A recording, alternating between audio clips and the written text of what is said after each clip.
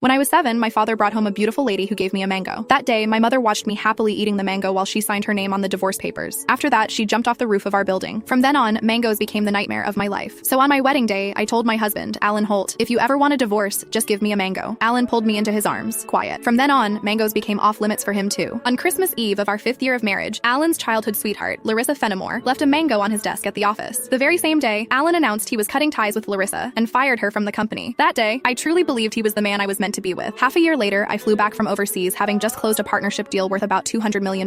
At the celebration dinner, Alan handed me a drink. After I had finished half the glass, his so-called childhood sweetheart, the woman who had been kicked out of the company, stood behind me with a big grin and asked, "Does the mango juice taste good?" I stared at Alan in disbelief, and he was trying hard not to laugh. "Don't be mad. Larissa insisted I played a little joke on you. I didn't actually give you a mango. I just gave you a bottle of mango juice." But I think she's right. The fact that you don't eat mangoes is a real problem. You were really enjoying that juice just now. My face went cold. I lifted my hand and threw the rest of the mango juice in his face, then turned around and walked away. Some things are never a joke. I wouldn't kid around with mangoes or divorce. Ms. Mendez, your stomach condition flared up again because of stress and emotional triggers. If there's something you really don't like to eat, you mustn't force it down again. The next time might not just be a stomach ache. We might have to remove part of your stomach. Stay in the hospital for observation for 1 day and contact your family as soon as you can. When I heard the doctor say that, I went completely quiet. For the sake of a new project, I had been overseas for 39 straight days, working day and night, and I finally made it back in one piece. I never expected that at the celebration dinner, 1 glass of mango juice from Alan Holt would land me right in a hospital bed. Out of habit, I tapped open my pinned chat, typed 2 words, and then realized something felt off. Looking closely, I confirmed that it was Alan Holt. He had just changed his profile picture. Now it was a green mango. While I was staring blankly at the chat window, Alan's call came through. He sounded cold. "I'm already home. Where are you?" I said nothing. Any other time, I would soften my voice and act like a spoiled little girl with him. But tonight, I honestly didn't know what to say. Alan sounded annoyed. "Myra, how long are you planning to keep this up? I'm at the hospital." Alan went quiet. He had never shown much interest in my health. He would never have guessed that 1 glass of mango juice from him would send me straight to the emergency room. "Stay put at the hospital. I'm coming over right now." I didn't want to deal with him, but my body was so weak that I didn't feel like moving at all. Time dragged by. The doctor came in to check on me 3 different times, and Alan still didn't show up. Right before I went to sleep, I glanced at my phone one last time and saw Larissa Fenimore's new post on her social feed. "Every time I get hurt, my knight in shining armor shows up. I'm so lucky." The picture under it was a shot of Alan putting a bandage on her. Larissa's profile picture was a yellow mango. It was pretty, but it made me sick. Alan and I had known each other for 10 years, and he had always known exactly where my bottom line was. After so many years in business, he also knew perfectly well how to keep a proper distance from other women. But now, he kept crossing that line again and again. In that case, our marriage and the newest project I had negotiated no longer needed to exist. I had closed a $200 million